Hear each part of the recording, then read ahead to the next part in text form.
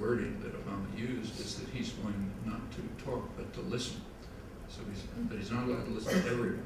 So he's not allowed to listen to the elected government of Palestine. Partly that would be difficult because most of them are in jail, but the ones who are still around, he's not allowed to listen to them. Now there are pretexts for this too. It's getting late. If there's time, I'll go into them, but they're very revealing. So that's where we stand with Obama.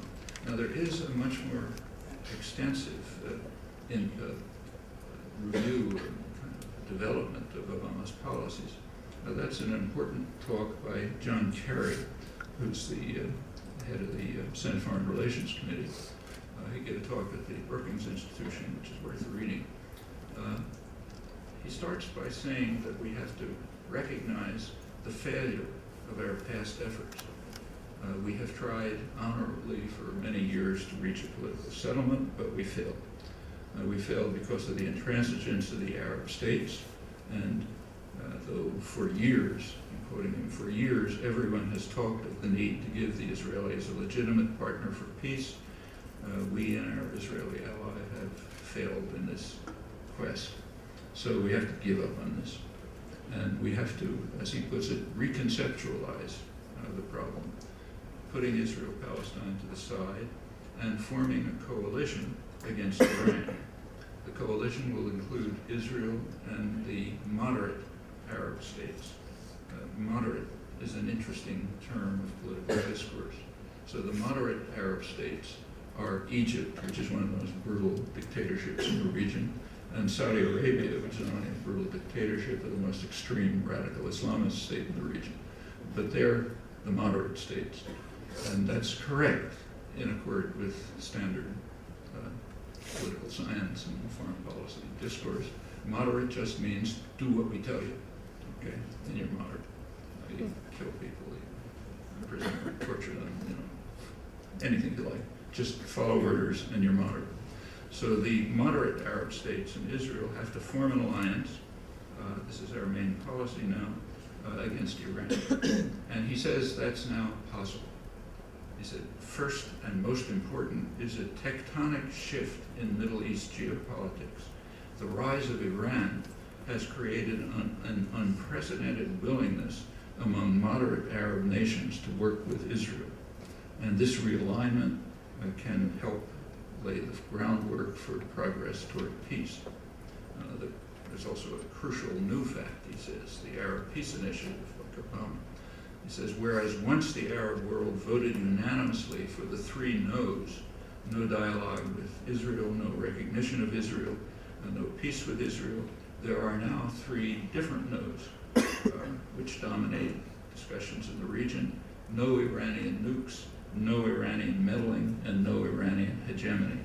So we can now reconceptualize the problem. Well, there's also that annoying real world out there, so let's have a look at that. In reality, the Gulf states are seeking peaceful relations with Iran. But more interesting is Kerry's version of history. He mentions the three no's, namely in 1967, and the current three no's, 2009. But a few things happened between 1967 and 2009. Review quickly. From 1967 up till 1971, the United States was part of the world. Its official position was pretty much the international consensus, namely Israel should retreat to the, should withdraw from the occupied territories with minor and mutual adjustments. There was nothing about the Palestinians then. They were not on their rights were not on the international agenda. In 1971, there was a real tectonic shift, so important that it's been essentially wiped out of history. It's too embarrassing. In 1971, the president of Egypt, President Sadat of Egypt, offered a full peace treaty to Israel, full peace treaty, in return for Israeli withdrawal from the Sinai, Egyptian territory. Still nothing about the Palestinians. Well, Israel recognized it to be a genuine peace offer, but rejected it because they were interested in expansion at that time into the northeastern Sinai, where they were planning a big city, a million people, a seaport, a lot of settlements and so on. That's pretty crucial. That was a choice for expansion over security. With Egypt out of the conflict, security problems are over. As I say, there was nothing about the Palestinians. But they decided expansion is more important than security. That goes right up to the present. Crucial question is, what's the U.S. going to do, as always? And there was an internal bureaucratic battle in Washington. The State Department wanted to accept Sadat's offer, which was in accord with existing U.S. policy. And Henry Kissinger, who was the National Security Advisor, wanted to reject it. His policy, as he described, was what he called stalemate. No negotiations, just violence.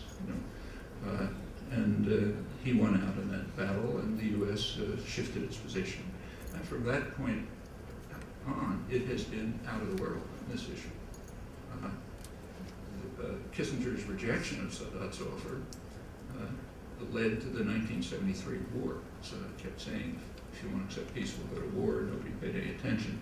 The war came, and it turned out to be a really close thing for Israel. It was very dangerous. And in fact, it came close to a nuclear war, nuclear alerts and so on. Well, at that point, Kissinger does understand something, namely the mailed fist, so he can't dismiss Egypt. So then come negotiations, finally ending up in Camp David in 1978, where the United States and Israel effectively accepted Sadat's 1971 offer. Now that goes down in history as a diplomatic triumph, a fantastic triumph. We brought peace. In fact, it's a diplomatic catastrophe. We rejected peace. It led to a terrible war, lots of suffering, almost a nuclear war. And finally we accepted what was offered in 71 that we rejected before. But that's not a legitimate version of history to teach our children, so it comes out a different way. You could easily find it out. Meanwhile, in the 1970s, Palestinian national rights reached the international agenda, most clearly in January 1976, when the Arab states, with the support of the PLO, put forth a resolution at the Security Council of the United Nations calling for a two-state settlement on the international border. The U.S. vetoed it, so that's out of history. The U.S. veto is a double veto. It doesn't happen, and it's vetoed from history. That's one of the advantages of being the biggest thug on the block. You can achieve that. Again, in 1980, same thing. I won't run through the rest of the record, but it's quite consistent.